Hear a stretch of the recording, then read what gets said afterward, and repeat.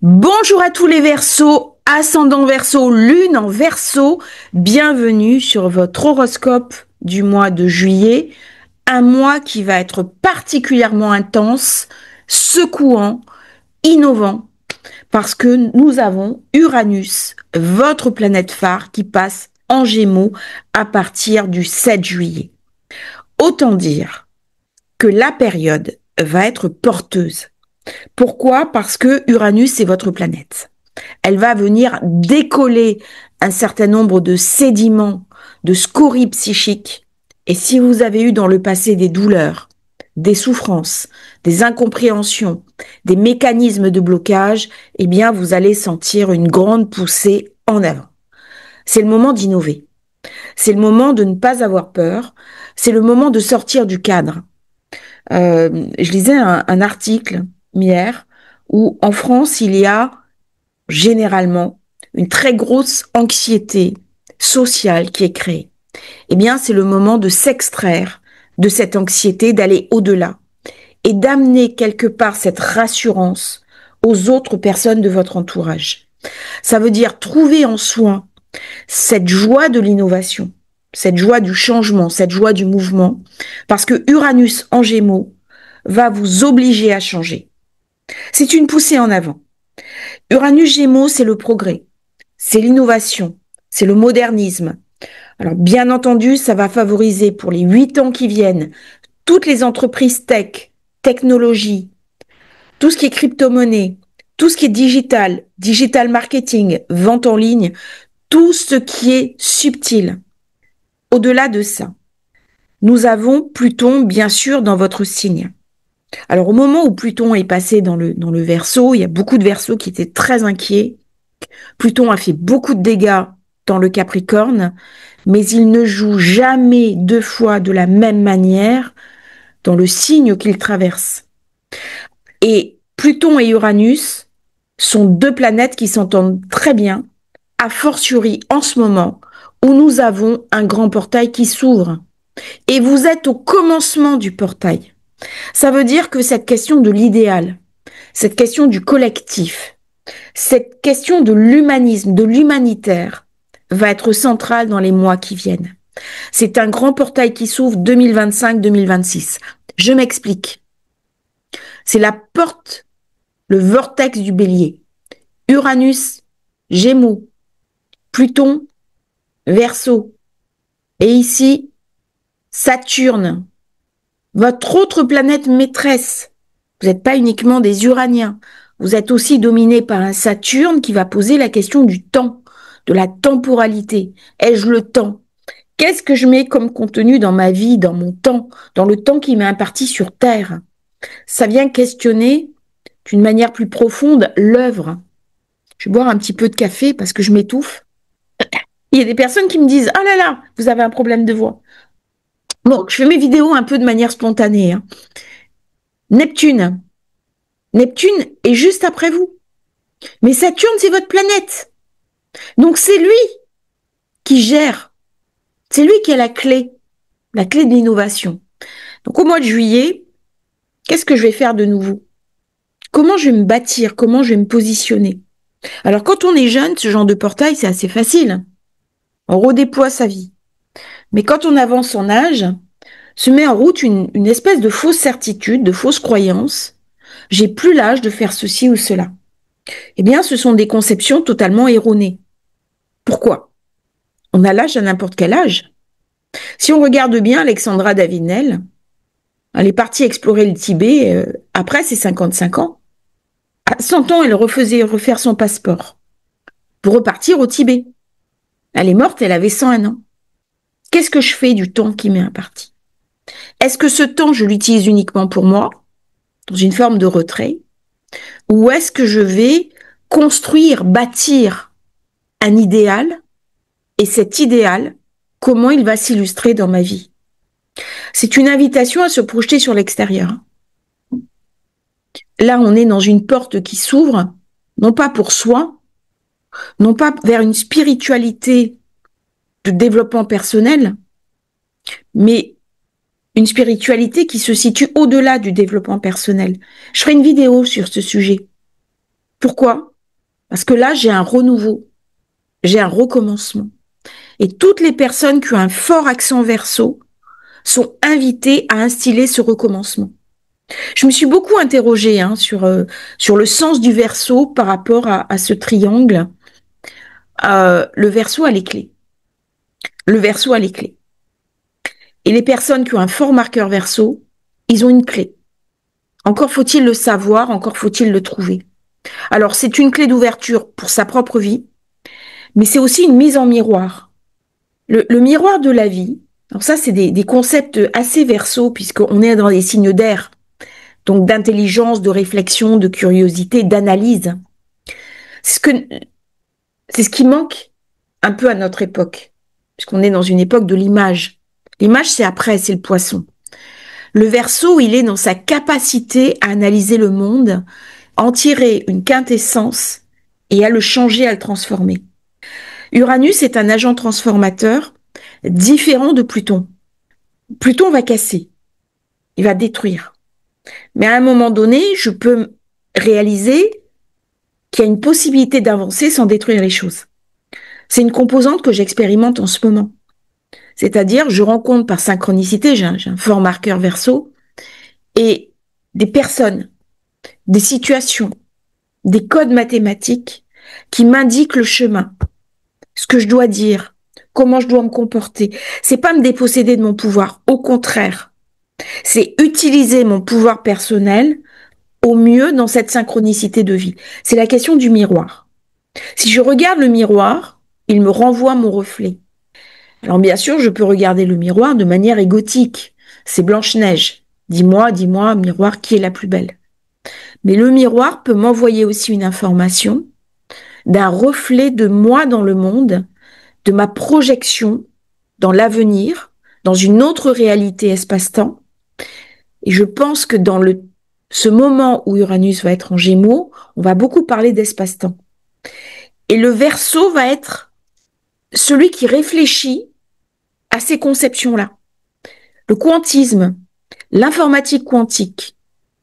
Alors je pars un petit peu dans la philosophie, mais c'est important. C'est important parce que il y a de la subtilité, il y a de la profondeur. Ça veut dire que chacun d'entre nous qui avons ces marqueurs Verseau importants, donc peu importe, soit c'est un stellium, soit c'est la lune, soit c'est le soleil, l'ascendant au milieu du ciel, il y a une projection vers l'extérieur. Il vient casser l'individualisme. L'individualisme, j'en ai besoin pour me construire. Mercure, Lion. Mais à partir du 18 juillet, Mercure devient rétro. Ça veut dire que c'est moi face au monde, le monde par rapport à moi, mais moi, quel message j'apporte au monde?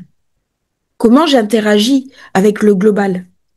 Dans une idée, quelque part, de transcendance, dans une idée de dépassement de soi, de création d'œuvres. Comment je vais quelque part, me dévouer? C'est ce que je fais sur la chaîne. C'est un choix. Alors, en ce moment, je suis dans un hôtel parce que j'attendais ma mère, qui est coincée dans les grèves, et du coup, je suis seule dans un hôtel. Et bien sûr, j'aimerais bien être à la piscine en train de barboter, mais je suis là en train de faire les vidéos. Parce que c'est au-delà de cette réalité qui m'est montrée. Qu'est-ce que c'est cette réalité au-delà? C'est le sens des choses. C'est une période idéale avec ce passage qui va vraiment secouer, parce que ça se fait avec Vénus. Donc ça peut pas se faire dans la brutalité. Vénus, elle rentre dans le Gémeaux le 5. C'est éliminer la culpabilité. Éliminer les vieux schémas de pensée erronés qui m'empêchent de me réaliser. Je peux très bien être dans la spiritualité, mais en même temps me faire plaisir. Je peux aussi coexister, cohabiter. Comment je vais agencer les différents strates de ma vie? Eh bien, on commence une période où on va être profondément transformé. Et le début se fera en douceur, parce qu'il y a Vénus. Vénus, elle ouvre une porte de gratitude, peut-être pour ce que je possède, pour ce que j'ai, pour être simplement vivant, mais le vivant a besoin de moi. Et l'idée du Verseau, c'est un idéal. C'est au-delà de soi. D'ailleurs, quand un Verseau, vous faites un rendez-vous avec un Verseau, il va vous dire « ça me parle ». Il se défocalise. Alors, il est invité à se refocaliser, bien sûr. Et une fois qu'il s'est refocalisé, qu'il a trouvé sa puissance, à se défocaliser. C'est le mois idéal. Hein. C'est un mois où on va toucher du doigt l'essentiel pour soi. Et en plus, c'est en maison 5. Alors, pourquoi en 5? Symboliquement. Hein. Rencontre amoureuse. Ah, il peut y avoir des jolies rencontres. Il peut y avoir du coup de foudre. Si mon idéal, c'était d'être seule ou seul, il est possible que à la fin de l'été, j'ai vécu une belle histoire d'amour. Que je sois emportée par une passion. Que je sois emportée par... ou alors par... d'un coup, je crée une famille. Je fonde une famille. Je tombe enceinte. J'ai un enfant. Je me remets à peindre. Je m'intéresse à l'art. Je rêvais de faire du piano, je m'y mets. Je rêvais de faire du violon, je m'y mets. Donc tout ce qui est artistique va être favorisé durant cette période. Mais c'est aussi une période pour créer son œuvre, pour créer ce qui nous parle vraiment. Alors le Soleil, Jupiter, zone 6, ça va mettre l'accent bien sûr sur le travail, sur le quotidien, sur la routine. On n'aura pas envie de routine dans cette période. C'est l'été, on a envie de se faire plaisir, on a envie de sortir du cadre. C'est un moment parfait pour commander son thème de naissance, révolution solaire, les liens dans la description, mais c'est aussi un moment parfait pour faire des stages de développement personnel, pour aller apprendre, pour être enseigné. C'est une période idéale pour changer ses référents du quotidien, pour trouver un travail si on n'en a pas, pour changer de travail, pour voir aussi si son travail est en adéquation avec ses aspirations. Je parlais avec une amie, on parlait du salariat et on parlait de cette nécessaire renonciation dans le salariat. Alors c'est vrai, quand on travaille pour soi, il y a des risques, il y a des angoisses, il y a de l'anxiété, mais tout ça, on apprend à le gérer, ça se muscle. Et à un moment donné, on a la liberté. Et Uranus, dans le Gémeaux, va me ramener ce besoin de liberté, ce besoin d'autonomie, ce besoin d'indépendance. Et ce besoin d'indépendance, surtout dans la 5, ne pourra pas se faire dans la contrainte. Et si les autres me disent j'ai tort de conduire ma vie de telle ou telle manière, on ne pourra pas les écouter. Surtout à partir de l'année prochaine, quand Uranus va se stabiliser dans le Gémeaux. Nous avons, donc là on est en début de mois, hein, Mars qui va rester durant toute la période dans la Vierge, c'est la zone 8. Ça veut dire que dans cette période, il peut y avoir des clashs avec des personnes. Il faudra faire attention à son financier. Il peut y avoir des dépenses imprévues. Et a fortiori, quand Mars va arriver en contact avec le nœud sud, ça peut amener des dépenses liées au passé. Ça peut amener un héritage aussi, une transmission. Ça peut amener un vieux dossier que j'ai pas réglé.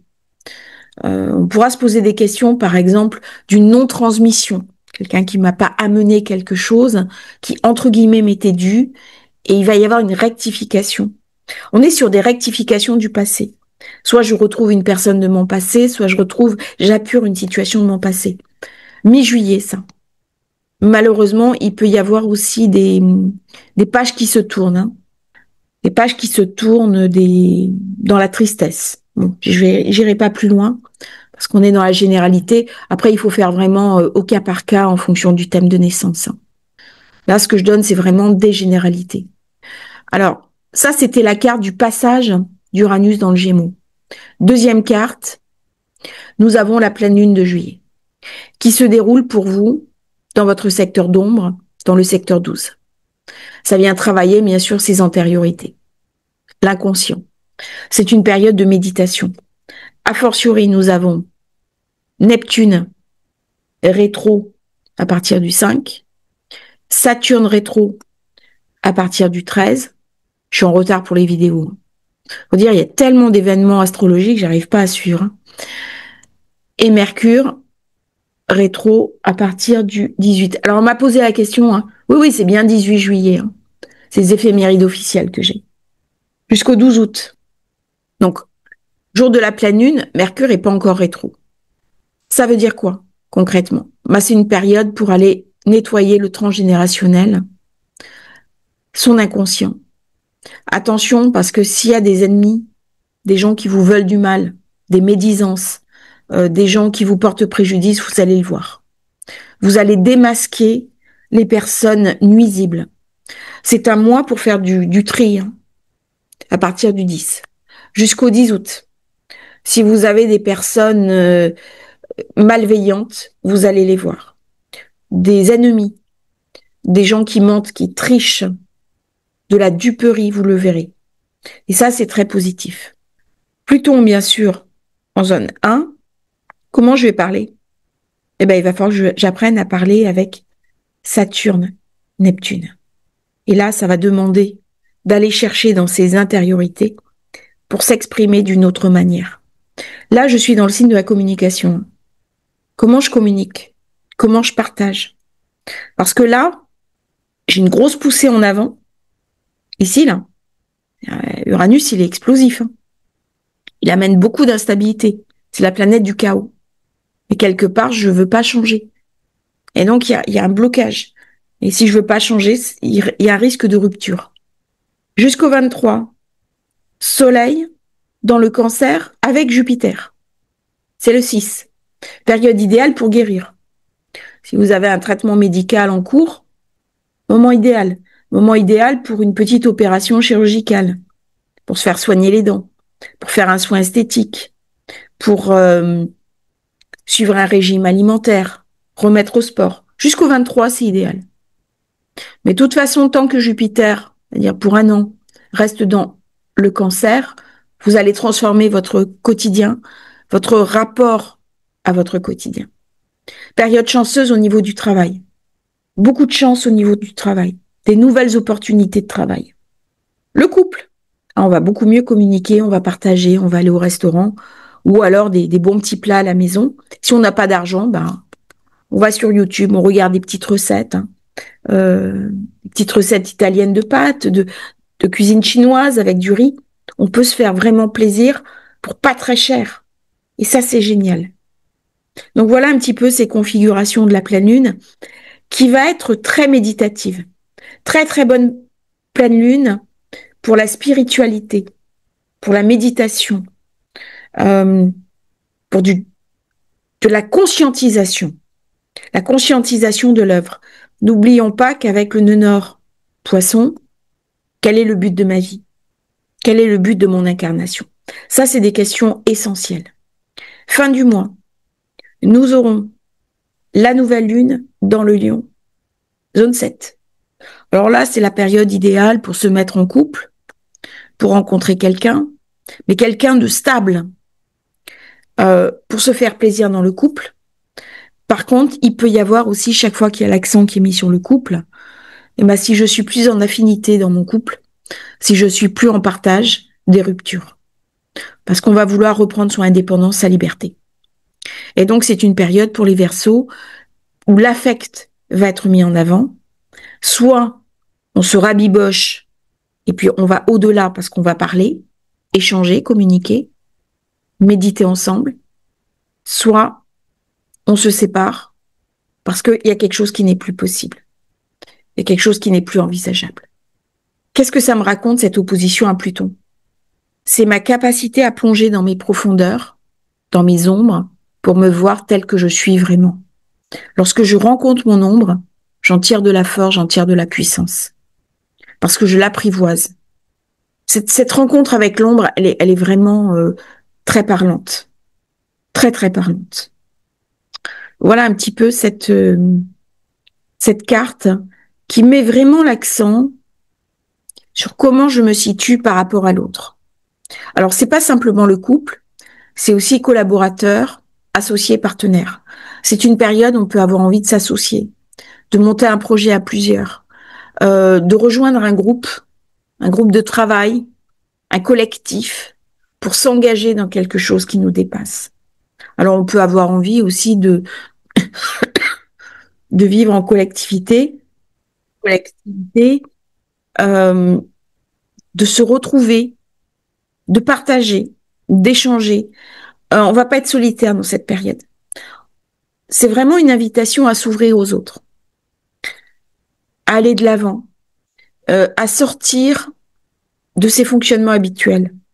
Il y a une espèce de rencontre, il y a une espèce d'ajustement, et le Verseau est invité à le montrer au monde, à rayonner sa propre lumière. Concrètement, qu'est-ce que ça va donner? Plus de dynamisme. L'erreur serait de rester chez soi et de méditer. Là, on est invité à rentrer dans le monde, faire des choses, vivre des aventures, voyager, bouger, bouger physiquement, bouger mentalement. Mais quand on bouge pas mentalement, parce qu'il peut y avoir des blocages, on est invité à bouger physiquement. Et du coup, il y a des réajustements dans la tête qui se passent. Prendre l'avion. Bon, en ce moment, il y a les grèves, c'est compliqué. Mais bouger. Bouger, décoller les scories et se lancer dans l'aventure humaine, quel que soit votre âge. C'est pas une question d'âge. Hein. Parce que là, de toute façon, ça sera de gré ou de force pour les Verseaux dans les temps qui viennent. Il va falloir le porter, Uranus en Gémeaux. Hein. Ça va être une vraie chance. La maison 5, c'est une maison adorable. Hein. C'est une maison idéale. Et j'ai envie de dire, c'est une maison chanceuse. Pourquoi? Parce qu'elle va nous obliger à nous connecter avec nos œuvres à accomplir. Donc à porter cet idéal profond uranien. Signe d'air, signe d'air. Hein. Donc au départ, c'est mental, mais il y a aussi un volet très spirituel. Donc il y a une belle porte qui s'ouvre pour plusieurs années. Uranus très bien aspecté pour les Verseaux. Je pense que c'est le signe qui va être le plus soutenu. Donc c'est pour ça que je disais n'ayez pas peur de Pluton, parce que les deux s'entendent très bien. Les deux sont porteurs de sens. Alors c'est pas évident au début de comprendre la puissance de cette énergie, mais une fois qu'on l'aura apprivoisée, vous allez réaliser des très belles choses pour les années qui viennent. Et l'ouverture de la porte se fait maintenant. Donc avec toutes les rétros, mentaliser, hein, pour avoir des réponses en intuition, pour canaliser. Voilà un petit peu cet horoscope hein, du mois de juillet, très enthousiasmant pour les Verseaux. Je vous souhaite un merveilleux mois de juillet. Profitez bien. Bonnes vacances si vous partez en vacances. Sinon, bon travail, bonne réflexion. Si vous voulez commander votre révolution solaire, thème natal, les liens dans la description. N'oubliez pas de vous abonner à la chaîne, c'est très important pour nous soutenir et à bientôt pour un nouveau partage sur Astrologie facile.